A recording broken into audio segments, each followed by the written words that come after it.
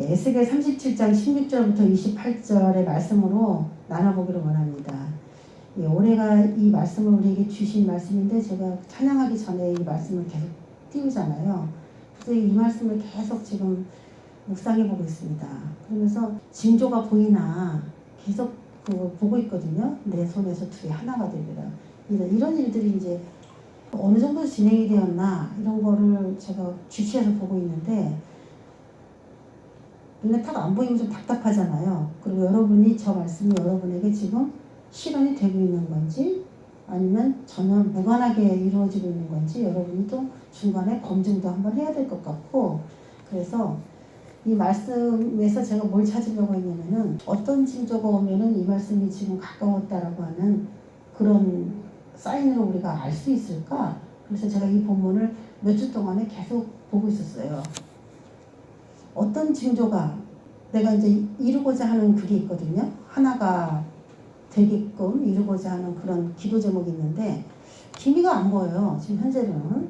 근데 하나님이 이 말씀을 줬기 때문에 어떻게 진행되고 있는지 제가 좀 주시해서 보고 있는데 별로 그런 게 보이지 않아서 어떤 징조들이 따라서 오면서 이런 일들이 진행이 되는 것인가 그걸 좀 알고 싶다 해서 제가 이 말씀을 37장을 1절부터 끝절까지 계속 여러 번 읽어봤는데 거기에 대해서 여러분에게 그걸 접목해서 한번 이해를 해보시는 오늘 시간 되기 원합니다.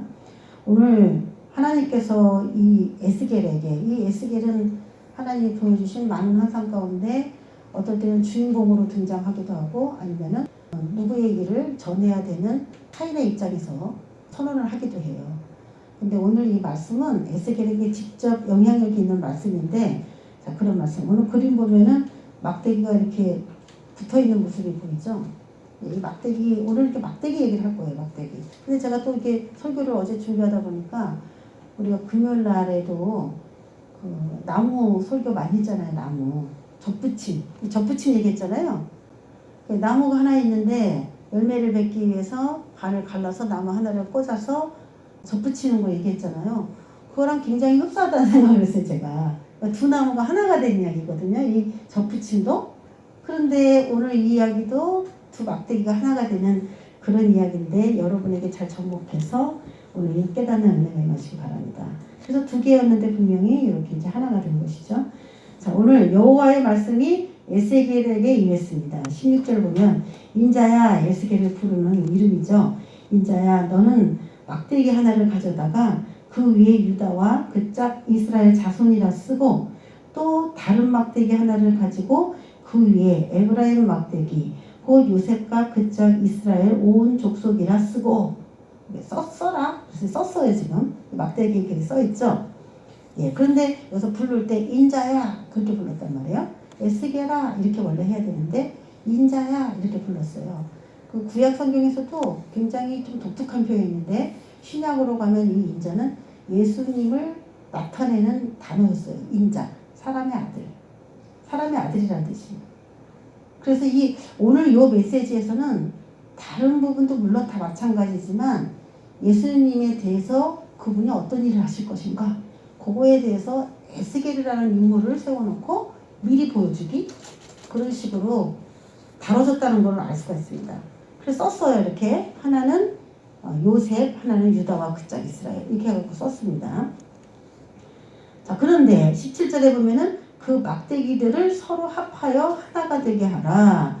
내 손에서 둘이 하나가 되리라 하면서 에스겔이 이 두 개를 하나로 이렇게 연결하는 그런 그림이에요. 17절은. 그래서 보면은 이 그림입니다. 이 사람은 또 이렇게 그림을 그렸어. 보통 게 두 개를 하나로 만들어라고 하면 이렇게 만드는 게 보편적일 것 같은데 많은 사람들은 이 두 개를 하나가 이렇게 되는 쪽으로 그림을 또 많이 그렸더라고요. 자, 하나는 유다의 막대기, 그래서 이건 남유다를 이야기하는 거고 또 하나의 막대기는 에브라임 막대기, 요셉의 막대기라고 해서 이거는 북이스라엘을 대표하는 게 요셉 자손의 에브라임이었기 때문에 이건 북이스라엘을 상징하는 거예요. 그래서 지금 뭐냐면은 이 이스라엘은 남쪽 유다와 북의 이스라엘로 두 나라가 분열되어 있는데 이 두 나라가 하나가 될 거라는, 통일될 거라는 이야기를 하는 거거든요.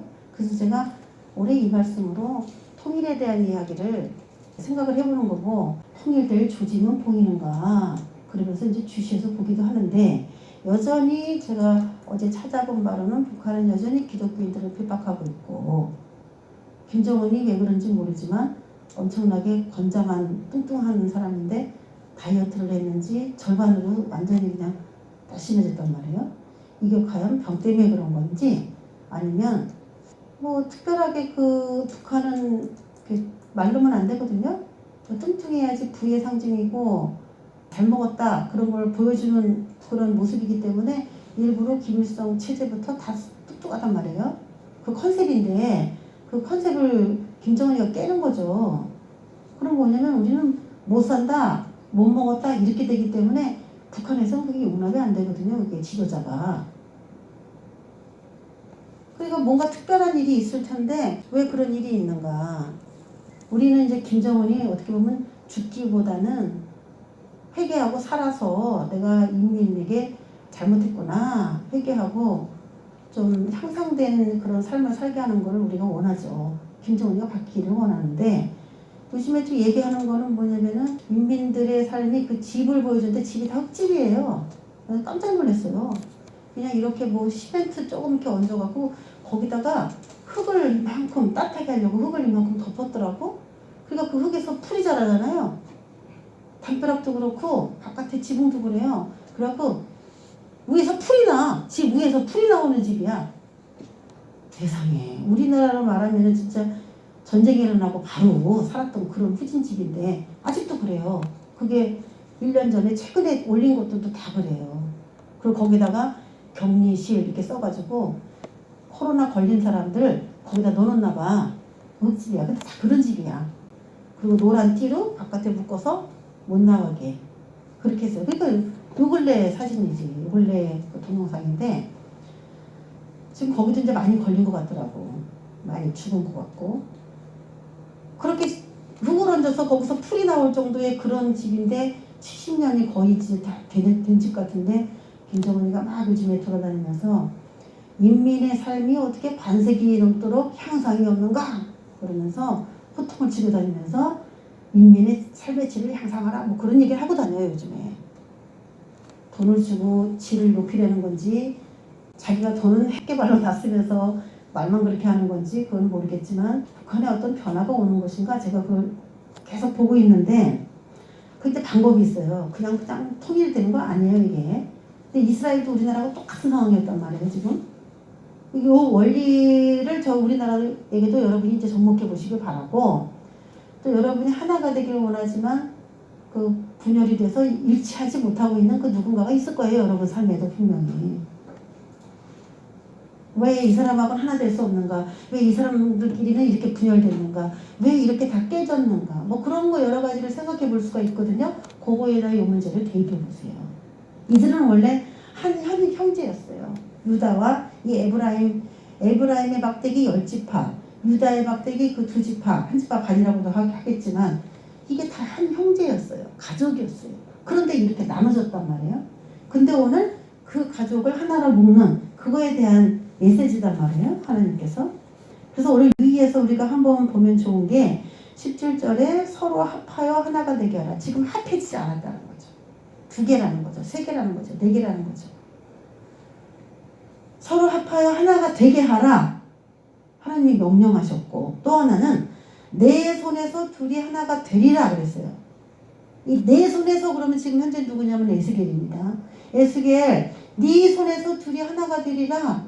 그러니까 그래요? 내 손에서 그게 하나가 돼요? 굉장히 중요한 역할이죠. 그 에스겔이 중요한 역할이에요. 그러면 남유다와 북이스라엘이라고 하는 이스라엘이 에스겔을 통해서 남북 통일이 이루어졌는가? 남북 통일이 에스겔의 손에서 진짜 이루어졌는가? 그렇지 않았단 말이에요. 에스겔은 이런 예언을 했지만 에스겔의 손에서 통일이 되는데 에스겔이 어떤 특별한 공로를 하지 않았어요. 그래서 이 이야기를 통해서 뭘 하나님께서 말하고 싶은 것인가 그거를 우리가 이제 좀 생각을 해봐야 돼요. 말씀하시고 싶은 의도를. 19절에 보면은 또 뭐라고 얘기했냐면은 하나님께서 야, 내 백성에게 가서 말해라 에스겔아.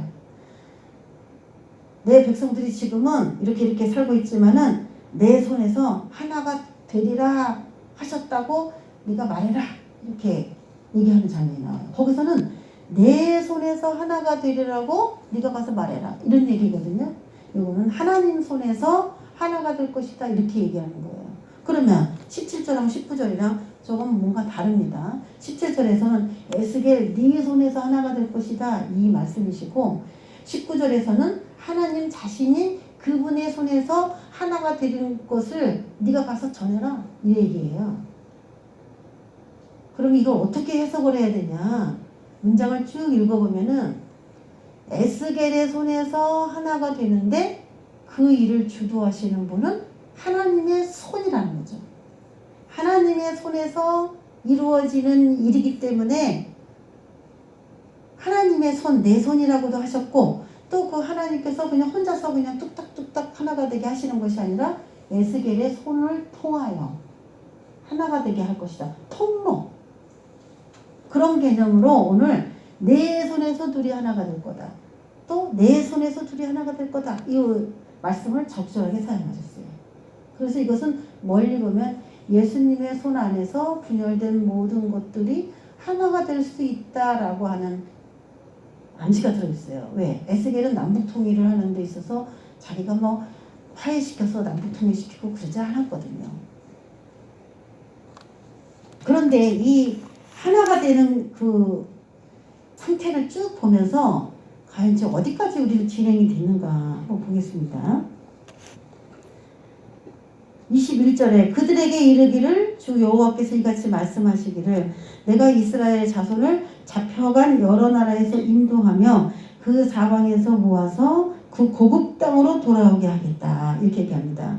지금 이스라엘은 어떤 형편이냐면은 하나님을 믿지 않고 죄를 범하고 자기 맘대로 사는 거죠. 이게 죄인지도 모르고 있는 대로 욕심 부리고 범죄하고 음란하고 가증한 일을 행했기 때문에 여기저기에 그냥 흩어져 있는 거예요. 뿔뿔이 흩어져 있는 잡혀가 있는 상태인데 하나님께서 그들을 다 모아서 고국 땅이라고 하는 그곳으로 고향이죠.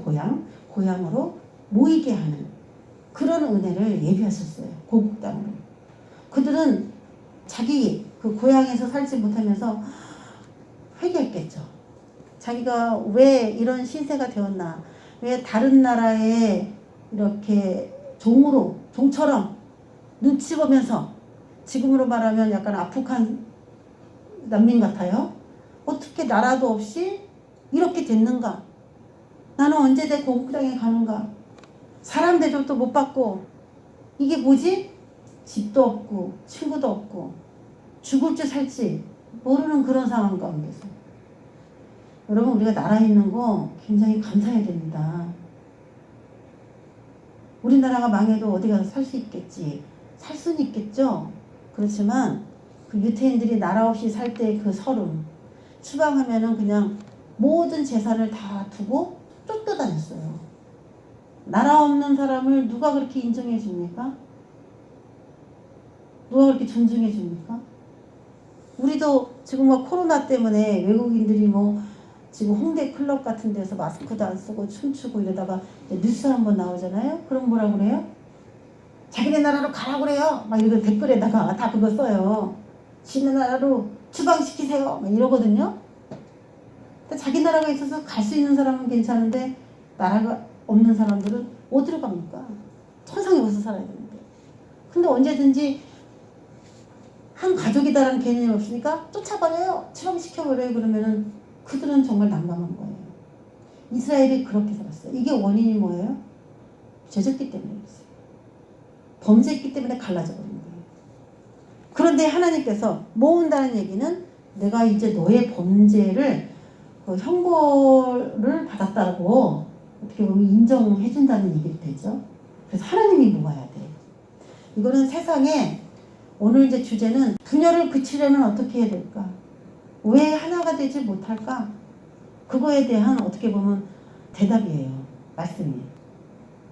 나는 왜 이 사람하고 하나가 되지 못하지? 나는 왜 저 사람하고 자꾸 삐그덕거리지?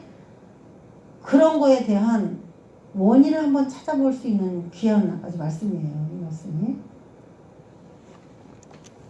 그 사방에서 모아서 그 고국 땅으로 돌아오게 하고 하나님이 하시고 22절 그 땅 이스라엘 모든 산에서 그들이 한 나라를 이루어서 한 임금이 모두 다스리게 하겠다. 이렇게 얘기하고 있습니다. 한 나라. 이거를 여러분은 직장에서는 직장에서는 어떻게 보면은 사장하고 이사장들하고 사이가 안 좋다. 그 위에 사장님하고 안 좋다. 그 밑에 부장하고 사이가 안 좋다. 아니면은 사장님하고 회장이 세우려고 하는 실세 그들하고 이제 분열이 된 상태라든지, 학교로 말하면 이사장과 총장 이런 사람이 사이가 안 좋다든지, 가정으로 말하면 여러 가지 또 그 리더자의 그 존중을 받지 못하는 그 누군가로 인하여 깨져버린, 나라로 말하면 지금 우리나라처럼 분열돼 버린 그 공동체마다 그게 분열된 이유는 우애가 갈라졌기 때문이거든요. 사실 밑에 있는 사람들은 갈라져도 위에서 하나가 되어 있으면은 이들을 다독일 수가 있습니다. 그런데 위에서 주권자들이 갈라져 버리면요, 밑에 있는 사람들은 나는 이 사람 편에 쓸 거야, 나는 이 사람 편에 쓸 거야, 거기에서 갈라져 버리게 돼요. 그래서 실질적으로 이 분열이 일어나는 핵심적인 문제는 바로 위에 있는 조직에서 깨져버린 경우가 굉장히 많습니다. 그런데 이제 한 나라를 이루겠다, 한 임금이 모두 다스리게 하겠다는 것은 뭔가 거기서 역사가 일어났다는 얘기예요. 위에서. 이거는 누구 하나가 자기의 실권을 완전히 포기했고, 나는 내 모든 실권을 당신에게 미행합니다 라고 하지 않고서는 이루어질 수 없는 일이에요. 그럼 예를 들어 우리도 지금 통일을 지금 주선을 하고 있는데 대통령이 둘이 될 거란 말이에요. 그렇게 되면은 그럴 수 없잖아요. 그럼 대통령 하나를 뽑아야 되는데 남한의 대통령을 뽑을 것이냐, 북한의 대통령을 뽑을 것이냐, 여기도 이스라엘도 그런 상황이었기 때문에 여기에서 나온 답이 우리에게도 해답이 될 수 있고, 여러분의 삶에 의문이 있는 분열된 그런 상태에 있는 그런 곳에서 답을 찾아야 돼요. 이거에 대한. 어떻게 두 리더가 한 리더가 되어서 그 밑으로 자신 있게 굽혀 들어갈 수 있냐. 누가 굽혀 들어가야 돼요? 두 리더가 있는데 범죄해서 다 쫓겨났어. 그러면 누가 그 두 나라의 대표 중에 누구 밑으로 누가 들어가야 됩니까? 죄를 더 많이 진 사람이 죄를 덜 진 사람 밑으로 들어가야지. 그렇지 않겠어요? 성경의 원리는 그래요. 죄를 더 많이 진 사람이 죄를 덜 안 진 사람 밑으로 이렇게 들어가서 하나가 되는 것이 성경의 원리예요. 왜냐면은 죄를 더 많이 진 사람이 위에 있으면 죄 짓도록 이 공동체가 그냥 죄를 다 져버리게 돼요. 합법적으로. 아무 죄가 아니야 그게. 죄가 되지 않아요. 그래서 그래도 그 중에 난 사람, 그 사람이 리더가 돼서 그 범죄한 그 사람의 그 모든 그런 것들을 가르쳐줘야죠. 그렇게 하면 안 된다. 그래서 질서가 이렇게 잡혀요. 근데 하나님은 굉장히 질서를 중요시 여기시고, 질서는 또 뭘 만드냐면 평화를 만듭니다. 이 질서 속에는 존중이 있고요. 질서가 깨져버리면 무질서와 무존중이 있는 거예요. 지금 전 세계가 코로나 때문에 마음이 우울한지 대통령도 암살을 하고 나라마다 내전이 일어나고 지금 전 세계가 아수라장이고, 기후변화 때문에 어딘 태풍이, 어딘 지진이, 어디는 하늘에는 눈이, 메뚜기가 무너지고 깨지고 쓸려가고 난리가 났어요. 지금 전 세계가. 사람이 어떻게 돼요? 강팍해지죠. 나 하나밖에 생각을 못하게 됩니다. 내가 풍족하면 나눠서 줄 수 있는데 내가 어려우면 나눠줄 수 있는 마음의 여유가 생기지 않는 거죠. 지금 전 세계가 뭔가 각박하게 들어가고 있어요. 재짓기 굉장히 좋다는 것이죠. 그러면 이럴 때 어떤 변화가 해결책이 되겠느냐? 지금 한국이 전 세계에서 이미지가 좋아지고 있어요. 몰랐던 한국에 대한 선진화된 시민의식? 우리는 이제 시민의식이 그렇게 좋은지 몰랐는데, 아니죠. 선진국이라고 하는 유럽이 왜 이렇게 시민의식이 낙후해? 그냥 이렇게 노벨 막 가져간대.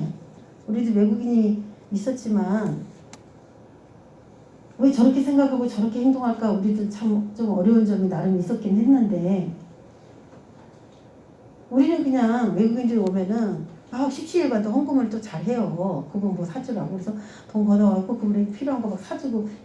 우리 당연하게 그렇게 해. 왜? 나그네 된 인생인데 여기 와서 부모도 떠나서 의지할 데도 없고 딱 우리 동선이 나이인데 제가 볼 때는 저 나이에 아무도 없는 곳에 와서 저렇게 자립하려고 한다는 것 자체가 너무 귀한 거죠.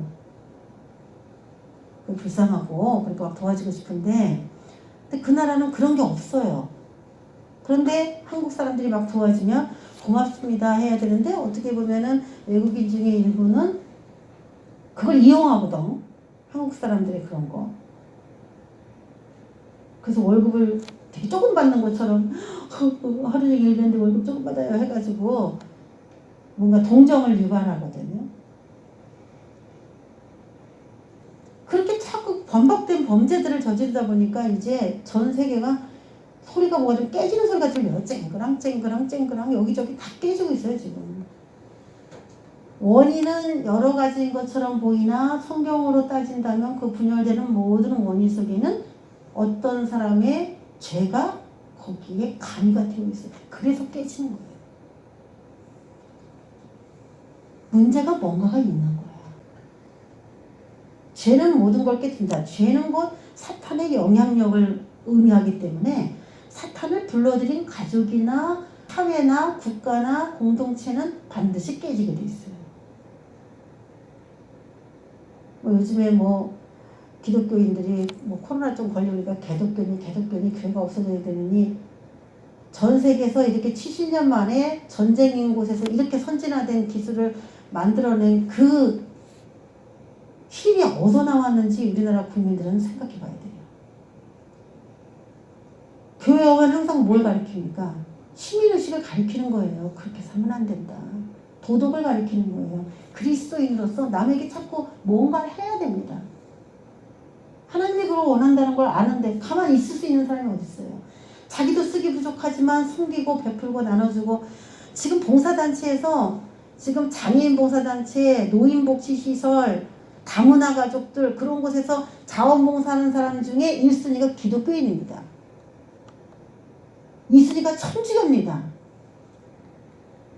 3순위가 불교입니다. 그런데 기독교의 선행이 알려지지 않았어요. 왜 그런지 아세요? 오른손이 한 일을 왼손이 모르게 하라고 하거든. 기독교는 막 나팔 불고 다니지 않았습니다. 지금 IT가 지금 다 내전이 일어나서 난리가 났는데 지금 거기에서 집을 져주고 아이들에게 공부를 시키고 그렇게 그들을 세워가는 그 단체가 누가 있냐면 한국 기독교 세계 단체예요. 그 단체가 지금 IT에 들어가서 목숨을 내걸고 지금 IT 복구하고 있어요. 위험하다. IT 위험하다. 지금도 내전이 언제든지 일어날 수 있고 언제든지 나타나면 다다닥 쏴 죽이고 도망가는데 그 선교단체의 일원들한테 나오라고 가족들이 나오라고 지금 이 아이들 이 먹지도 못하는 이 사람 두고 내가 갈 수 없다. 안 나오는 거예요 지금도. 그들이 그렇게 선행을 한 것을 그 IT 국민들이 그걸 보고 있어요. 그런 선교사들이 거기 있어요. 그분이 10년 동안에 거기서 아이들을 가르치고 먹이고 텐트 하나 딱 쳐놓고 거기서 아이들 공부시킨 게 IT가 왜 망했냐? 공부 안 해서 망했다. 이 선교사의 진리는. 무지하니까 망하는 거다. 공부를 가르친다. 열심히 가르친다. 여러분 예수 믿은 나라가 공통적으로 세 가지 특징이 있었죠. 첫 번째, 못 사는 나라가 잘 살게 되는 특징이 있어요. 이건 전 세계 나라의 통계입니다. 사람도 마찬가지. 못 사는 사람이 잘 살게 돼요. 두 번째, 안 배운 사람이 많이 배우게 된다는 거. 왜? 하나님을 잘 섬기면은 하나님이 기도만 하면 뭐라 그래요? 너 대학 가라. 공부하라. 기도만 하면 우리한테 그 응답 주잖아. 그럼 우리도 막 늦게 막 가는 거예요, 막. 또 목사가 되려면 공부를 또 많이 해야 돼. 한 가지가 또 있는데 오래 산다. 기독교가 들어간 나라마다 수명이 연장된다는 거예요. 한국의 이렇게 큰 발전에는 그런 교회의 역할이 엄청나게. 아니 선진국 된 나라들이 다 쓰레기도 아무데나 버리고 어려운 일 당하면 도와주지도 않고 그러는데 왜 한국만 유독이 그러겠어요? 양심이 발달했겠어요? 예, 그 양심이 발달했다는 거는 종교가 가미되어 있다는 얘기예요. 종교. 불교 신자들이 왜 선행을 합니까? 선을 행해야 극락에 간다고 그들 믿기 때문에 그렇거든요. 근데 성경에서는 아들 예수로 통하지 않고서는 아무리 선행을 많이 해도 천국은 못 가는 겁니다. 그러니까 키가 있어야지 그 집에 들어가는 거예요. 키가 있으면 딱 천국 문이 열리는데 그 키가 예수 그리스도를 믿는 거예요. 그 예수님을 믿는 사람이 선행을 많이 하면은 그 선행이 그들이 다 인정되는 거지. 근데 그 키가 없고 선행만 하면은 천국 문이 열립니까? 받을 쌍이 아무리 많아도 문이 안 열렸는데 어떻게 하겠어요? 지옥에도 단계가 다 있다고 저는 믿습니다. 지옥에도 단계가 다 있죠. 아주 악한 사람은 맨 밑에, 그래도 착한 사람은 위에 있겠죠. 그래도 지옥이잖아요. 천국은 아니잖아요. 그래서 한 나라를 이루어서 한 임금이 모두 다스리게 한다는 것은 하나님이 그 사람에게 그 죄를 용서했다는 의미가 되는 것이죠. 죄를 지었기 때문에 흩어졌다라면은 이제 하나가 되게 한다는 것은 죄가 용서됐다라는 의미가 그 안에 들어 있습니다. 그러니까 죄 용서가 포함되지 않은 하나는 없는 겁니다. 일시적으로 하나는 될 수 있지만 또 갈라져요, 이게. 왜? 그 죄를 또 짓게 되면 또 갈라지는 거지. 그 죄 때문에 한번 다 분산됐는데 모였다가 그 죄를 안 하면 또 계속 살 수 있겠지만 그 죄를 또 저지르면은 못 살겠다고 또 분열되는 거거든요. 바로 그런 겁니다, 이게. 한 나라를 이루어서 한 임금이 모두 다스리게 한다는 것은 하나님의 그 죄사함이 거기 안에 포함되어 있다는 얘기예요. 그들이 다시는 두 민족이 되지 아니하며 두 나라로 나누지 않을 것이다. 그들이 그 우상들과 가증한 물건과 그 모든 죄악으로 더 이상 자신들을 더럽히지 아니하리라. 어떻게 하나가 되느냐? 어떻게 하나가 되느냐? 그리고 왜 이렇게 분열됐느냐? 우리가 그런 걸 보는 건데, 하나의 징조로서 그러면 어떤 방식으로 하나가 될 때 어떤 현상이 일어나는가? 어떤 현상이 일어나는가에 대해서 이제 소개한 내용들이 나오는데, 거기 보면은 19절에 있죠. 요셉과 그짝 이스라엘 지파들의 막대기를 가져다가 유다의 막대기 붙이다. 이게 방법입니다. 이게 이제 하나가 되기 전에 우리가 알 수 있는 방법인데, 하나가 될 때의 방법이에요. 이게 이스라엘 지파들의 막대기를 가져다가 유다의 막대기에 붙이다는 거예요. 그러면 리더는 누구냐? 유다의 막대기가 되는 것이죠. 자, 이스라엘의 막대기를 가져다가, 난 덧붙이기가 생각난다니까, 진짜. 이게 잘라가지고 다 덧붙이면 그 영양분을 함께 먹는다는 그 말하고 오늘 이 말하고 똑같다는 거를 내가 진짜 생각이 많이 돼요. 가져다가 죄를 그래도 덜 짓고 하나님을 잘 믿었다고 하는 그 유다의 막대기에다가 걔를 이렇게 붙여놓는 방법이에요. 이게 여기 답이 엄청나게 많은 게 들어있어요. 지금 유다는 범죄를 안 했냐? 유다도 범죄를 했어요. 유다도 죄가 있어요. 근데 이제 모든 게 사면돼가지고 하나님이 하나로 만들려고 할 때 하나님이 누구의 상태를 보냐면 유다의 상태를 보는 거예요. 왜? 유다가 그래도 하나님을 약속을 붙들고 믿는 그 상태였거든요. 그 유다가 그래도 왕들도 다 선을 행한 그런 나라가 유다였어요. 그러니까 둘 중에 앞으로 어떻게 하나가 될까라고 하나님이 생각했을 때 이스라엘이 리더가 될까? 유다가 리더가 될까? 라고 생각했을 때 당연히 또 흩어지지 않고 분열되지 않으려면 그래도 덜 범죄한 사람이 주축이 돼야 된다 그랬죠. 리더가 돼야 된다 그랬죠. 유다의 막대기가 리더가 되는 거예요. 그 이스라엘 막대기를 갖다가 거다가 이렇게 하나로 연결을 해야 되는 것이죠. 그러면 이스라엘이 그 유다의 하나님, 그 하나님을 믿는 쪽으로 이렇게 퍼져나가는 거죠. 여러분, 유다의 상징, 유다가 남쪽이거든요. 이스라엘이 북쪽입니다. 지금 우리나라하고 아주 현상이 똑같아요, 여기하고. 우리 여기 교회가 많아요, 남쪽은. 북쪽에는 김일성 우상화, 김일성이 신이에요. 안 믿는 사람도 대부분 다 김일성 우상화 그쪽으로 통일될 거냐, 교회의 그 복음 스타일로 통일될 거냐라고 묻는다면 당연히 김일성 우상화의 스타일로 통일되는 건 제가 볼 땐 정상인 머리라면은 100% 그건 아니라고 생각할 거예요. 교회가 악을 저지르고 사람을 막 겁박을 주고 협박을 하고 막 사람들을 압제할 거다 이렇게 생각하는 사람은 별로 없잖아요. 이상한 교회도 있어서 좀 그런 문제가 생기긴 했지만 사람들의 보편적인 인식으로는 그렇게 나라를 지배할 거다라고 생각 안 하는데 김일성 우상화의 방법으로 나라를 지배한다고 하면 겁이 나거든요. 이거는 믿는 사람이나 안 믿는 사람이나 전 공통적이라고 생각할 텐데 그렇기 때문에 이게 통일될 수 없는 겁니다. 우리나라하고 매우 똑같은 그 현상이에요. 그런데 에스겔의 손에서 이 막대기가 하나가 딱 되는 네 손에서 그렇게 하게 하라는 거예요. 네 손에서. 그래서 이거는 예수님 손 아니면 교회 이런 복음 이런 거 방법으로는 지금 우리나라가 통일될 가능성은 없어 보이는 거예요. 지금 우리나라 통일을 주선하고 있는 게 누구냐면 영국입니다. 영국 여왕이 김정은에게 편지를 보냈어요. 편지를 보내면서 지금 남북한이 통일되도록 영국 여왕이 나서고 있어요. 과연 김정은이 어떤 답변을 내놓을지는 모르겠지만 영국 여왕이 포기하고 통일되라고 해서 자기가 그걸 의식을 내려놓을까 이념을 내려놓을까 그거는 모르죠. 근데 하여튼간 북쪽에서 그런 일들이 지금 진행되고 있습니다. 통일을 찾고 이렇게 우리나라가 통일되면 손해를 보는 나라들이 아시아 주변에 있기 때문에 우리나라의 통일을 반대합니다. 누가 반대요? 중국이 반대하죠.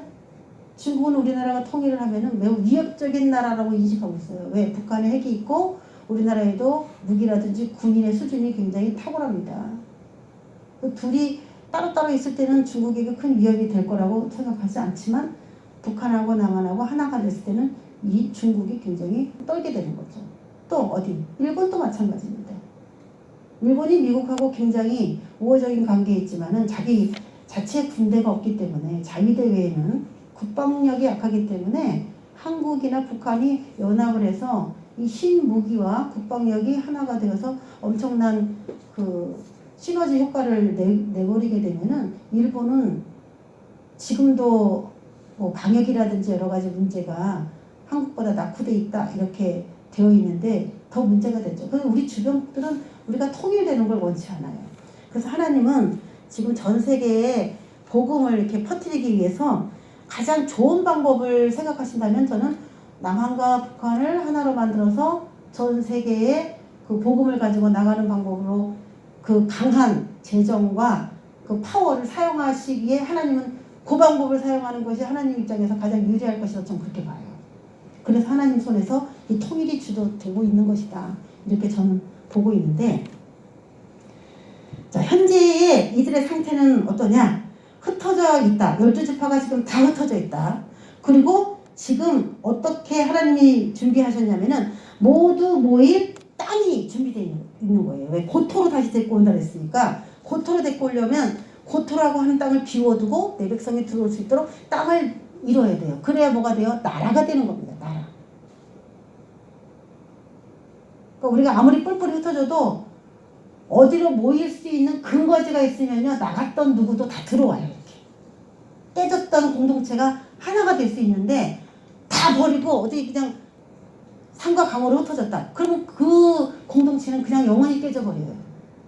하나의 존재가 있어야 돼. 그런데 그걸 하나님이 예비하신 거죠. 그러면 거기에 또 뭐가 있냐? 한 임금. 예, 제가 오늘 말하려는 게 이 한 임금입니다. 왜 하나님께서는 이들을 분열이 된 이들을 왜 하나로 진작에 만들지 않았는가? 우리나라도 마찬가지고 이스라엘도 마찬가지고 좀 같이 좀 보고 싶은데 분열이 그치기 위한 징조로서 제가 말하는 게 한 임금이에요. 유다에서 준비된 한 임금이 있냐 없냐 거기에 유무에 따라 분열이 그칠 때가 가까워졌냐 멀었냐 그게 달라진다고 저는 믿습니다. 하나님이 지금 왜 빨리 분열을 복구하지 않았는가라고 봤을 때 한 임금이 섭외되지가 않은 거예요.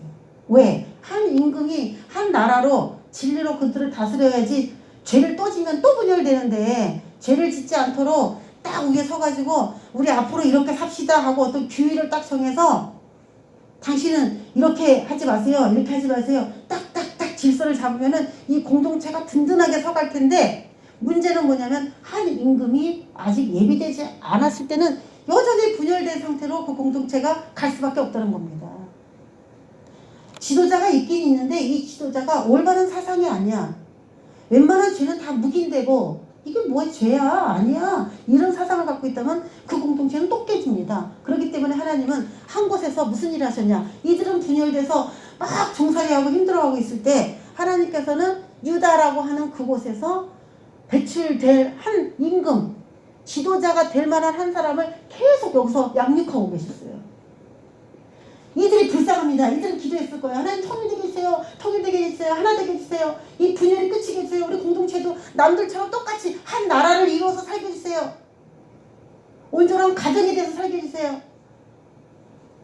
내가 속한 이 단체가 하나가 되게 해주세요. 요즘에 모든 단체들이 그런 것들을 지금 다 경험하고 있거든요. 우리나라는 원래 분단돼갖고 70년이라는 세월이 지금 넘어서 오기 때문에 우리나라에 특별히 분열시키는 영이 굉장히 강하게 역사하고 있습니다. 우리나라. 그냥 그게 우리나라 전반적으로 그냥 나라를 두 개를 쪼개놨기 때문에, 이 영역을 쪼개놨기 때문에 가정이나 직장이나 사회나 학교나 어디든지 쪼개질 가능성이 굉장히 많은 그런 유리한 조건을 갖고 있는 거예요. 걔네들이 쪼갤 수 있는 영기 안에서 이미 나라를 두 개로 분단시켜버렸기 때문에 거기에 속한 사람들은 거기에 지배를 받게 되는 겁니다. 그래서 굉장히 분열되기가 쉬워요. 그런데도 이렇게 한 마음으로 사는 거는 이유 한 가지, 피가 섞이지 않았기 때문에. 다문화로 진작에 다 바뀌어버렸으면은 분열돼도 이게 엄청 분열됐을 텐데, 우리나라가 70년 동안 그래도 무슨 어려운 일만 생기면 한 마음으로 근무하게 하고 이렇게 하나가 될 수 있는 건 피가 하나이기 때문에 그렇습니다. 그래서 이렇게 존속을 할 수가 있는 거예요. 그렇게 분열이 된 거 하나님 불쌍하죠. 만들고 싶죠. 하나로 세워가고 싶다, 고치고 싶은데 하나님이 그들에게 직접 가서 이렇게 안 한다 그랬잖아요. 에스겔을 통해서 에스겔아 네 손에서 하나가 되라, 그 사명을 누군가에게 준단 말이에요. 에스겔의 사람한테 사명을 줘. 그리고 그를 끌어다가 양육합니다. 양육을 하는데 어떡하냐, 제가 그랬잖아요. 에스겔은 분명히 통일하는데 어떤 일을 하지 않았다. 그래서 이거는 우리의 이야기고 예수 그리스도의 이야기예요. 우리도 그렇게 해야 돼. 아, 우리 집은 왜 이래, 우리 회사는 왜 이래, 내가 속한 집단은 왜 이래, 자꾸 그렇게 핑계대지 말고, 누군가가 네 손에서 하나가 죄리라라고 말씀하셨으면 그 누군가가 자기 손을 사용해달라고 자기 손을 내밀어야 되는 겁니다. 그럼 하나님이 그 사람을 끌어가요. 끌어가서 임금 교육을 시키는 겁니다. 지금 여기가 무너진 이유가 뭡니까? 리더가 부실해서 그래요. 올바른 아는 통치 체제가 이루어지기 때문에 분열이 됐다는 거예요. 그러면 양육을 시켜야 돼. 리더 공부를 시켜야 돼. 그리고 법을 가르쳐야 돼. 왜? 무법천지가 돼버렸기 때문에 딱 갖고 들어가는 게 뭐냐면 법을 갖고 들어가야 돼. 우리나라도 마찬가지야. 지금 법이 다 깨져버렸어요. 우리나라가 다시 온전하게 되려면 어떻게 해요? 법이 다시 정의 있게 세워지도록 법을 갖고 있는 리더가 전 세워져야 된다고 봅니다. 법에 대해서 중요시 여기는 정신을 가진 사람이 대통령이 돼야 돼. 그래서 사법부 출신들의 리더를 찾고 있는 거예요.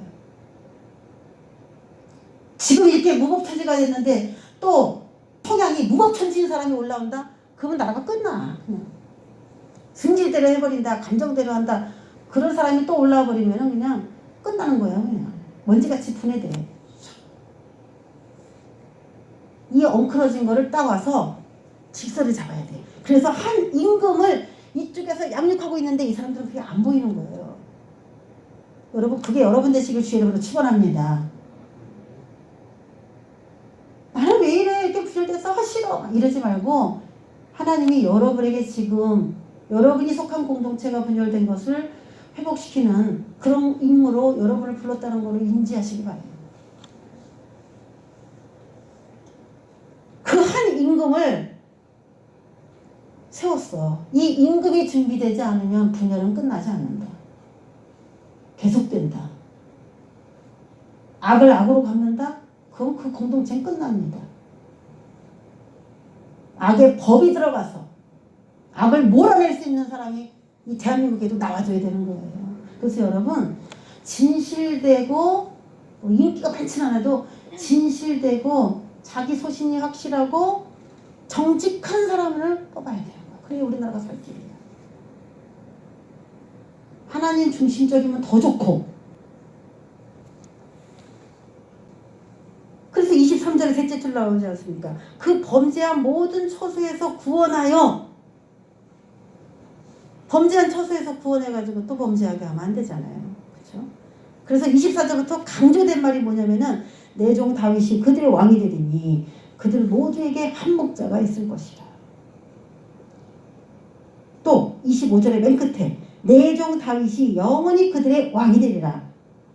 대표적으로 우리에게 롤모델이 다윗인 것 같아요. 그래서 계속 다윗을 통일할 수 있는, 그래서 얘가 지금 치고 올려놨잖아요. 여기 성령님이 비둘기처럼 이렇게 날아가는 그림이죠. 이렇게밖에 될 수가 없어요. 그래서 유다에서 준비된 한 임금이 있느냐? 하나님 안에서 준비된 이 성경이 법이거든요. 이게 다 법. 이거 하지 말라, 하라, 몇 탕 몇 쪽, 여기 몇 탕 몇 쪽 다 들어있어요. 이거 여기 안에 이 법을 가지고 이걸 가정에다가 풀어놓는 거예요. 자기가 속한 자기가 사업의 그 사장이면 그 사업장을 이걸로 세우고 가는 거예요. 안 망합니다, 절대로. 남들이 다 불법을 저지르는데 목사님 그렇게 하면 회사 망해요. 하나님이 절대 망하게 하지 않습니다. 요즘에 교회에서도 그래. 그렇게 하면 목사님 교회 부흥도 안 되고요. 힘들어요.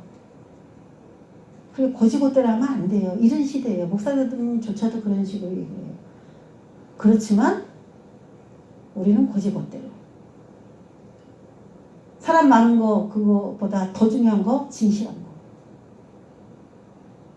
하나님 보시기에 한 점 부끄러워서 행했느냐. 사람 많은 거 그게 이 세상에서는 영광이 될 수 있죠. 하나님 앞에 가서는 절대 영광이 될 수 없습니다. 불법입니다. 그 자체가 불법입니다. 그런 걸 계획한다는 자체가 불법입니다. 불법이 어떻게 영원할 수 있겠습니까? 분열의 원인이 우상들과 가증한 물건과 모든 죄악, 하나님과 깨어진 관계 때문에 왔다는 겁니다. 결국 우리나라도 이거 해결해야 돼요.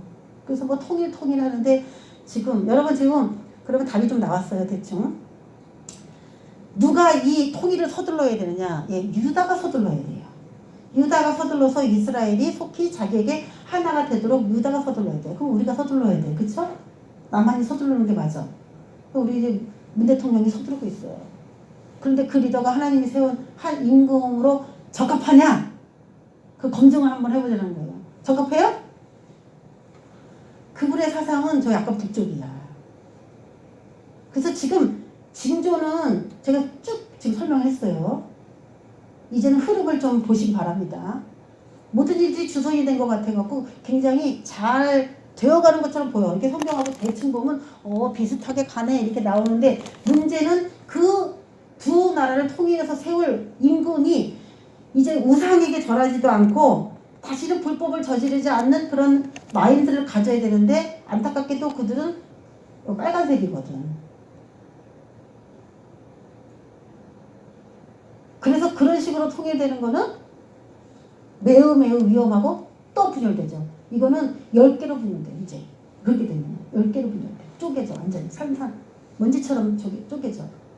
통일되는 것처럼 포장되고 보이는 것이지 그렇게 할 수가 없는 거예요. 저는 성경을 말하고 싶은 거예요. 성경을 말하고 싶은데 눈에 보여. 그냥 성경을 알면 그냥 세상이 다 보이니까 그거 다 붙여갖고 제가 설명을 해드리는 거예요. 이건 다 우리의 이야기입니다. 이 성경은 남의 이야기가 아니거든. 그래서 우리나라가 예를 들어 올해 이제 하나님께서 그런 일을 하신다고 우리에게 말씀을 해주셨는데 그 일을 할 수 있는 오늘 여기 한 임금에 적합한 그런 사람을 우리가 찾아서 그 사람을 찍어줘야 그러면 통일이 내년이라도 완성이 될 수 있다는 거야. 뭐가 지금 잘못되고 지금 그게 바로 올 수 있는가 아니면 시간이 좀 걸리는 문제인가를 여러분이 이제 찾아내셨을 겁니다. 자, 의문이 풀렸어요. 하나님께서 그 전에 왜 일하시지 않았는가? 한 나라를 이루어서 한 임금이 모두 다스리게 그렇게 해야 되는데 이 한 임금이 아직 안 만들어졌다면 분열된 그곳은 여전히 분열의 상처로 쭉 갈 수밖에 없는 것입니다. 한 임금이 예비돼야 돼. 그래서 하나님이 선별한 건 누구예요? 내 종 다윗. 다윗같이 하나님 마음에 합하는 그 사람이 나와준다면은 나는 분열된 모든 사람들을 내가 모으겠다. 고향으로 다 모으겠다. 내가 그 사람 하나만 세워진다면, 그 가정에 그 사람 하나만 세워진다면 깨져도 다시 모으겠다. 그 뭐 직장이나 학교나 나라나 아프간처럼 다 깨져도 내가 거기서 한 임금으로 세워가지고 쓸 수 있는 그 사람만 내가 세워진다면 나는 그 아프간 사람 다시 다 모으겠다는 거예요. 탈레반 다 내쫓고 IS 다 내쫓고 나는 아프간 다시 세울 수 있다. 지금으로 보면 다 불가능해 보이지만, 그런데 이 의식이 아프간에 살고 있는 그 국민 중 누구 한 사람이라도 이런 진리를 알고서 하나님을 섬기는 법을 준 게 1대1로 제대로 배우기 위해서 나아간다면 아프간은 반드시 세워질 수 있다고 저는 믿습니다. 여러분을 왜 하나님이 부릅니까? 여러분이 그 일을 하기를 하나님이 원하셔서 우리를 부른 거예요. 궁극적으로는.